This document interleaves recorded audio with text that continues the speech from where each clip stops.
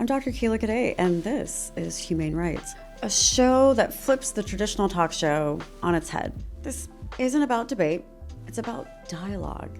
Each episode, I invite guests from different walks of life to unpack the messy, beautiful realities of being human.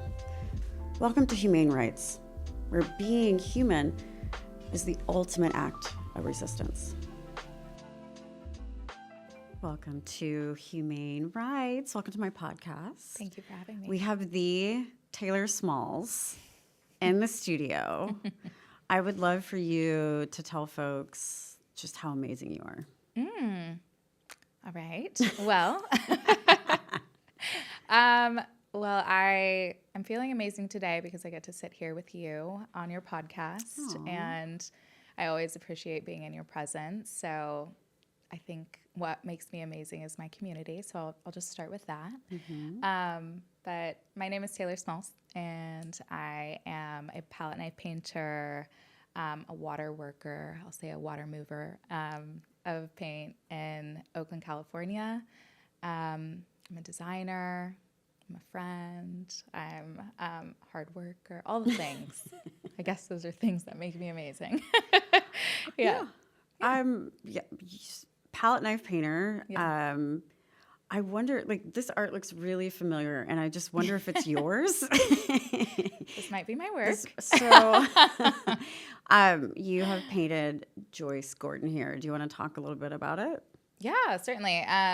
So I painted Joyce a few years ago for a show that I did called Through Line, which was the first show that I ever did coming out of architecture.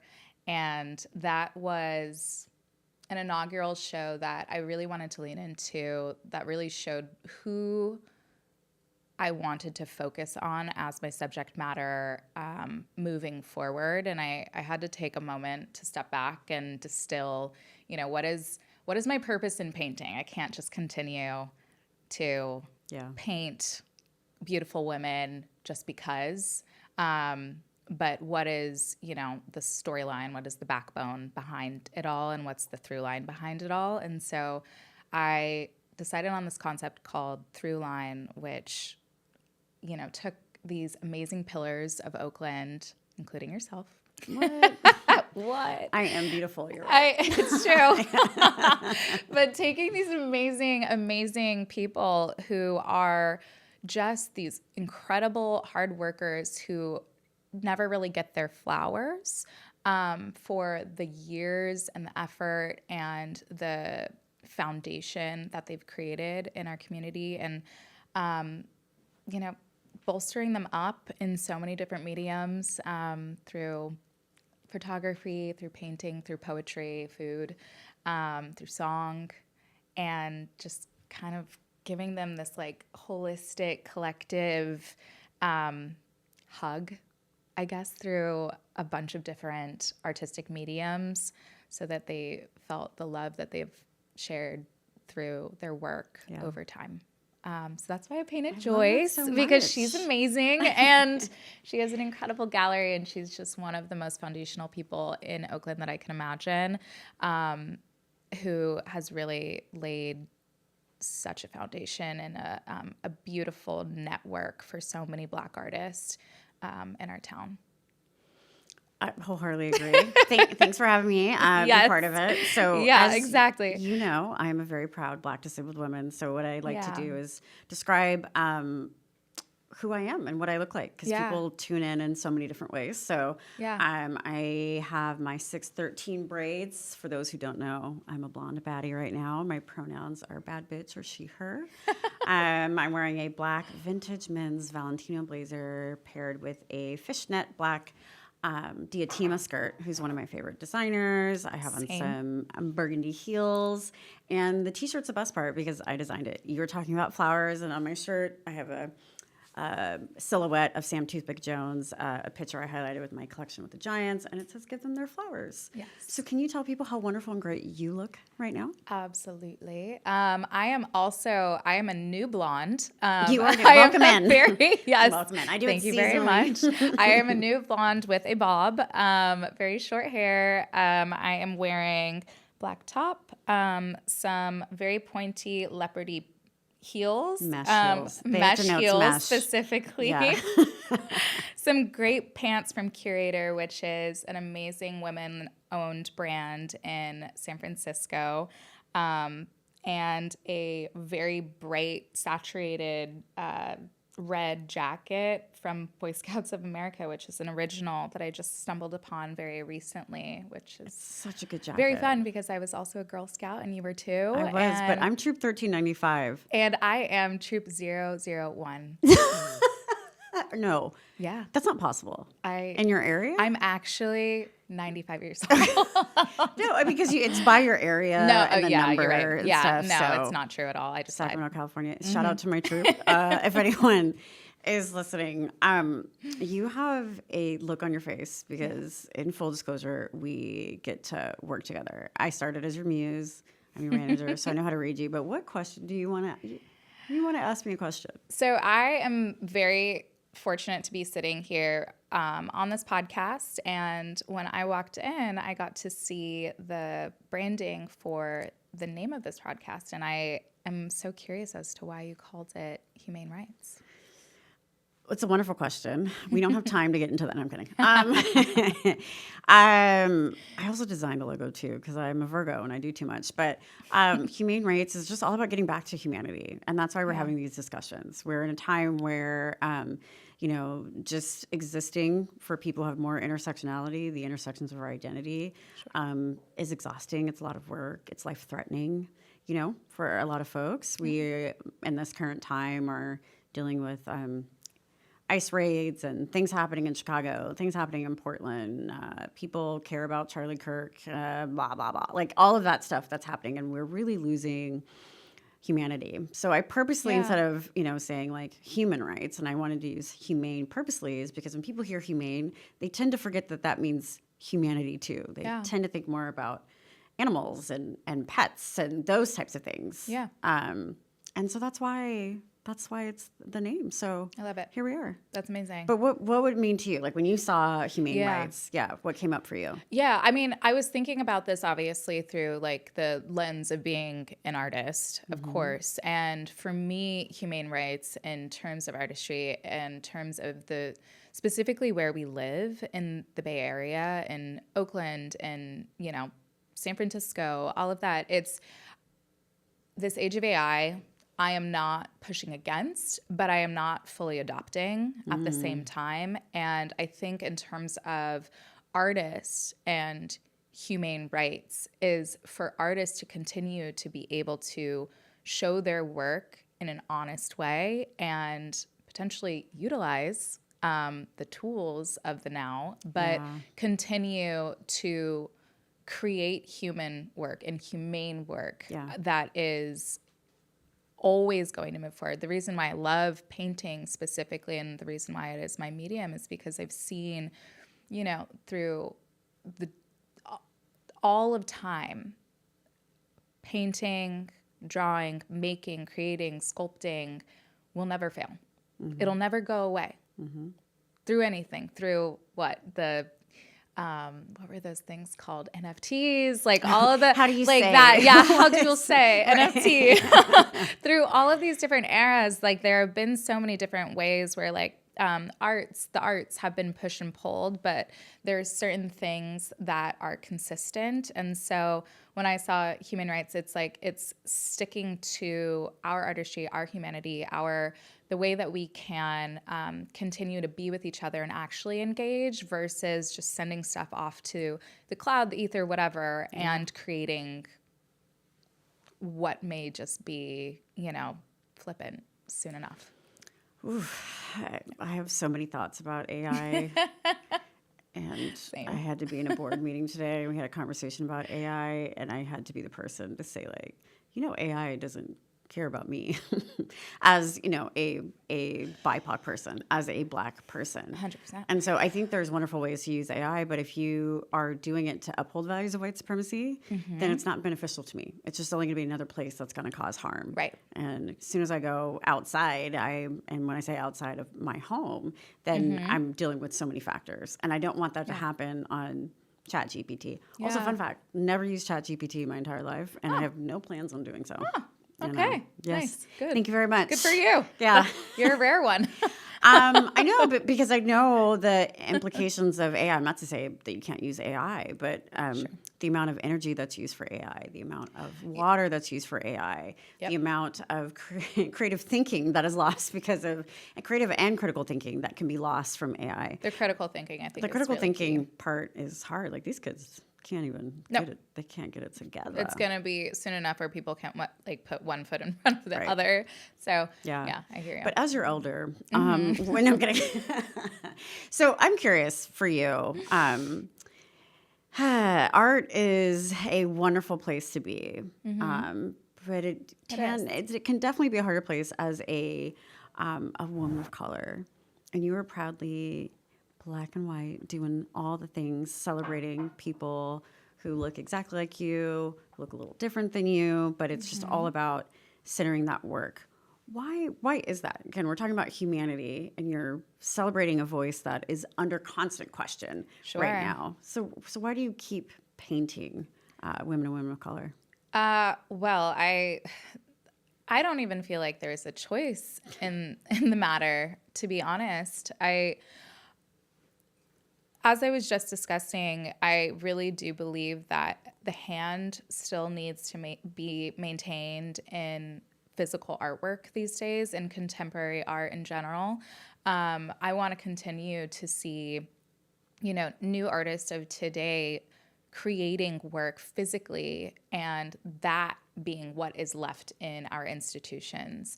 I want that to be what's seen on walls in a coffee shop or in a restaurant or in somebody's home, so that they can experience it. I really do believe that for me, I just, when I was growing up, and I know that this can also, like, in ways sound like a trope at this point, but like when I was growing up, I genuinely never saw any celebratory Black and brown women in institutions whatsoever.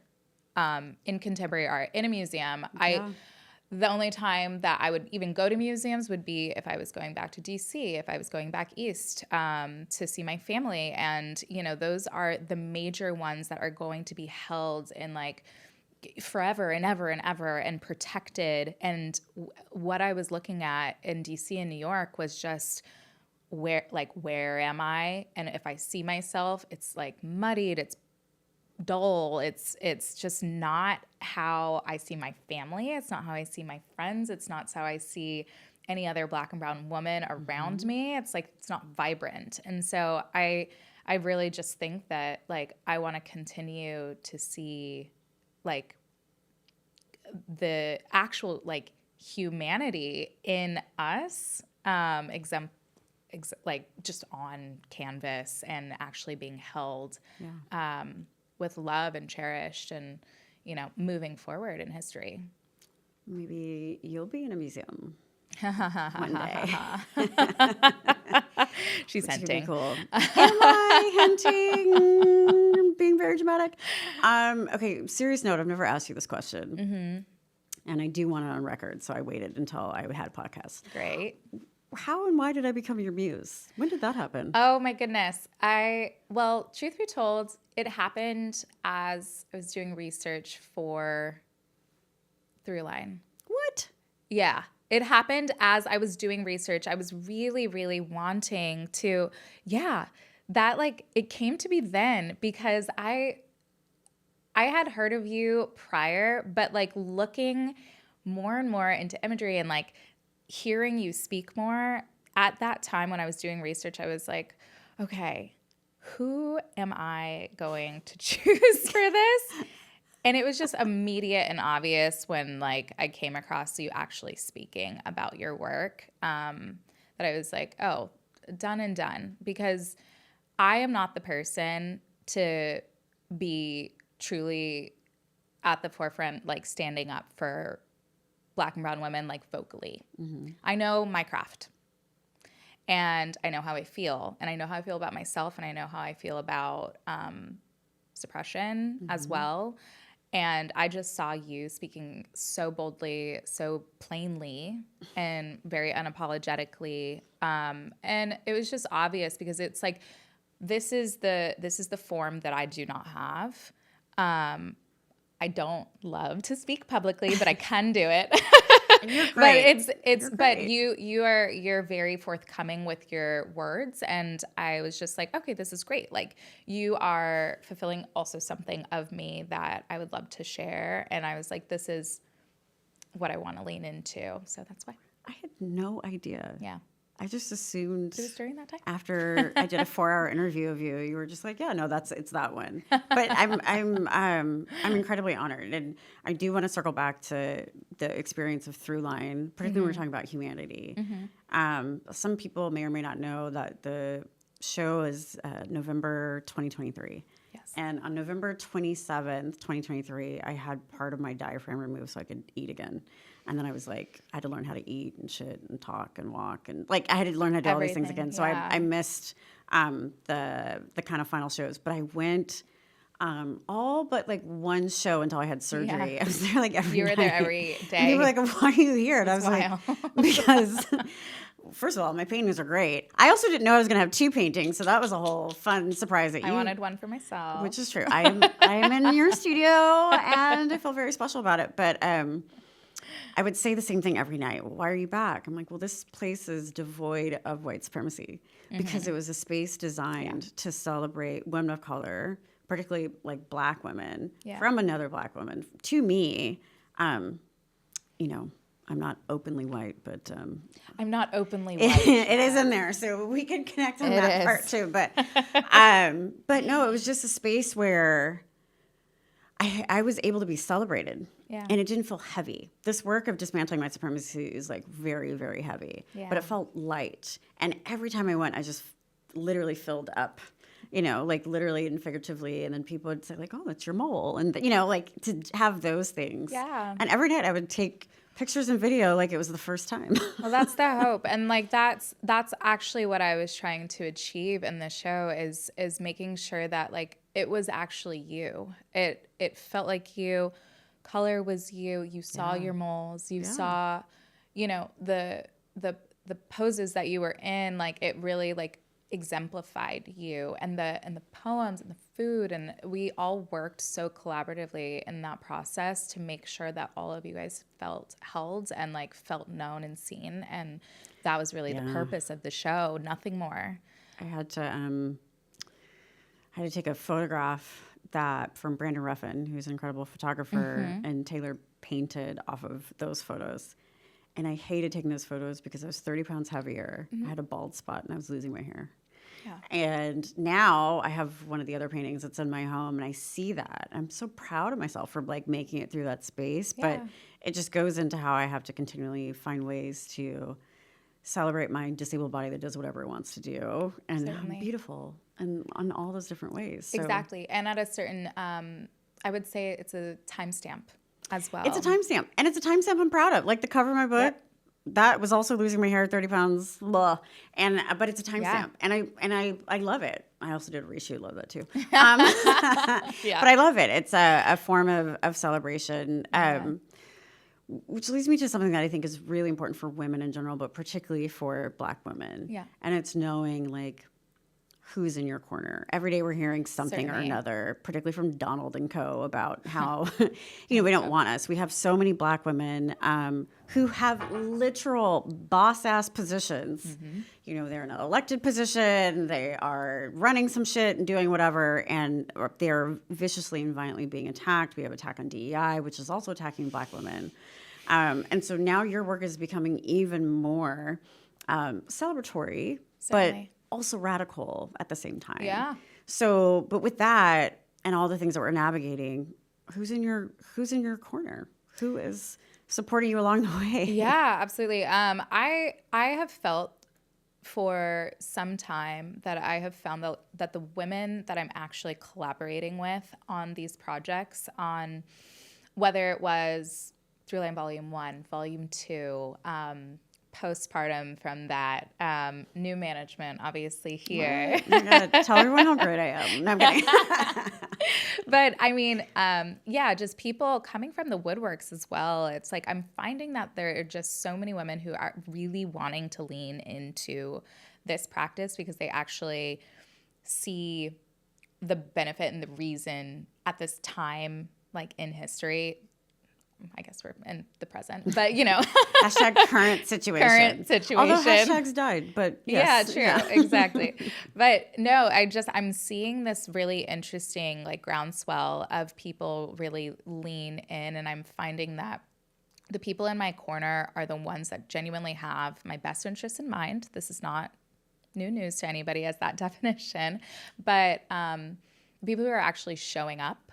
I will say that, showing up to shows, showing up to meetings, showing up to creating contracts. We love a contract. We love a contract. Showing up to, just actually, and what I mean by that specifically is, I'm just going to use that as an example, is like creating a contract is actually looking out for my best interest and their best interest. Mm-hmm. And so that's really showing up in your corner because you can't get fucked in the future.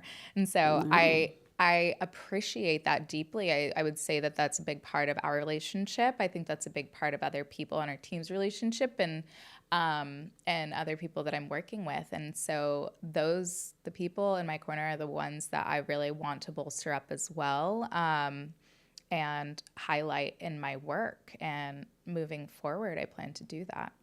Yeah, I don't think people really understand how women tend to constantly be screwed over, in so many ways. And completely.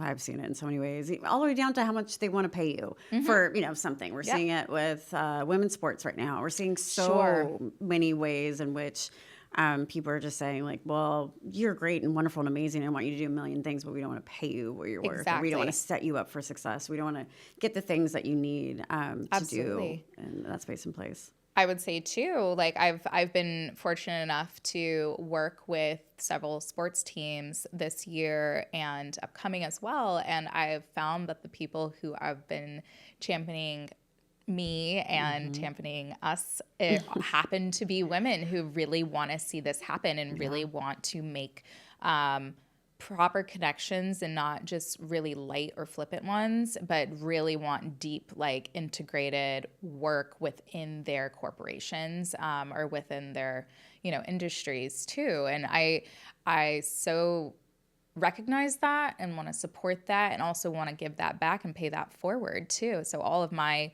assistants, for example, have always been women and have always been, up and coming emerging artists too, who I want to honestly unload all of my knowledge and give them all of my resources and all of my spreadsheets and all of my everything that I've already created. Here's the pathway. Here is a path. A path. Yeah. Because there, especially in this industry, especially within the art world, there really is nothing set. There's nothing set in stone. And so as long as you have some level of foundation or one step higher, like you get to jump off at a higher, like we know this through like generational wealth. Like you can like just use that as a direct love to be a trust fund baby. Yeah, here I am hustling. But, exactly. And I don't want the people that are working with or coming up with me to be hustling as hard as I have had to. And I think that through that ethos, other people have seen that as well, and they want to share that with me, and they're like, let's come up here too. Yeah. And so it really is a chain that has been known in America for a very long time, but I think that we have to share that between Black women and specifically younger folks, like let's help. Let's at least share our knowledge. So. And speaking of sharing, I would love for you to share how you are having a pocket of joy. A pocket of joy? Yeah, I mean, humanity's fucked. So what's a pocket of joy for you? You have so many pockets. I have so many pockets. Okay, I'm going to say something fairly silly, but I'm not going to spend a lot of time on it. When I got this jacket, I opened up the pocket because it looked a little puffy, and I pulled out this beautiful silk handkerchief, and it had, it was embroidered with a T. And I was like, that's weird. But So that was a little pocket of joy that I've had recently. Reminder, if people forgot, your name is Taylor. It starts with a T. Yes, my name is Taylor. Random jacket, silk scarf, T on it. Yeah. That is a wonderful pocket of joy. We're going to clean it, but we are going to use it. Yes, we are.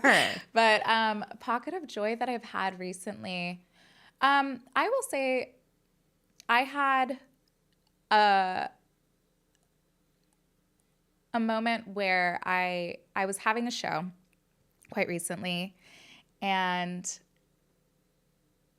we were winding down, end of day, end of the show, and a little boy walked in, and I don't know, he's probably 6 or so. And he was pointing. I saw him outside, and he was pointing at my painting. It was facing outwards, and he came inside with his parents. And it was almost like he couldn't speak or didn't want to speak. It was just shy, and he kept whispering into his mom's ear, and his mom was relaying to me everything that he was saying. And he was saying, "I'm an artist. I like your painting," but he couldn't say it to me. And eventually, through about like 5 minutes or so, I walked over there, and he came over, and he was just the most intelligent little guy that I've ever met. And he really wanted to show me his artwork. And I was just like, this is amazing. I'm so happy that he got to walk down the street, built the confidence in that moment to like actually talk to me. And I'm a perfect stranger. And just sit down and like hopefully got to like spark something, like he's gonna push forward in it. I don't know. I think that when you're so young, people punch out like artistic creativity because it's like that's not gonna work in the long run. And I just hope that he keeps having little nuggets like that throughout his life and continues to see moments of like beauty and gets to meet an artist like over and over and over and sticks with it. And you were the artist. Yeah, it was really cool. Let folks know how they can find you. Ooh, Instagram. Which is? Taylor.smalls. We have my website, which is also taylorsmalls.com. I don't know. Where else do people find me? Outside. I think that's it. Outside. I'm really not outside often, so that's not going to happen. You're not, but you came outside today. I just want to remind you to yes, please. Keep being amazing. Yes. I love this. And thank you for being here. And I'm here. planning on painting this, so. Ooh. You're going to paint the shirt? Yeah, I am. Oh, okay, but then I'm going to want it back. Probably. Yeah.